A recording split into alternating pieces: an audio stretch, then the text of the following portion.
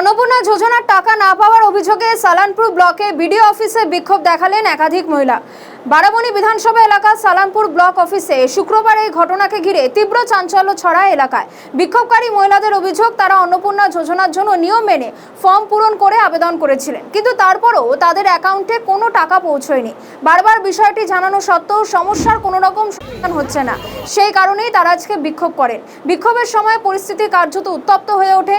অভিযোগ, উত্তেজনার মধ্যে অফিসে থাকা কয়েকটি চেয়ারও ফেলে দেওয়া হয়। খবর পেয়ে ঘটনাস্থলে পৌঁছে পুলিশ গিয়ে পরিস্থিতি নিয়ন্ত্রণে আনার চেষ্টা করে।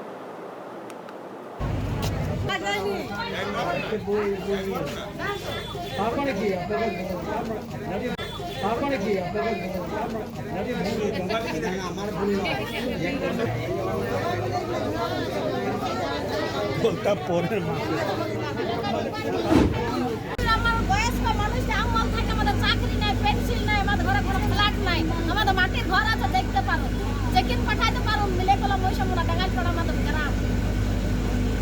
আজকে কিসের জন্য এসেছেন? আমরা এসে অন্নপূর্ণা ভান্ডারে টাকার জন্য এসেছি। আমরা টাকার জন্য এসেছি, আমরা টাকা ঢুকে দেয়। আমরা অনলাইন করেছি, অফলাইনও করেছি। আমরা পঞ্চায়েত জমা দিচ্ছি, আমরা অনলাইনও করেছি, আমরা অনলাইনে কাগজ সুন্দর নিয়েছি।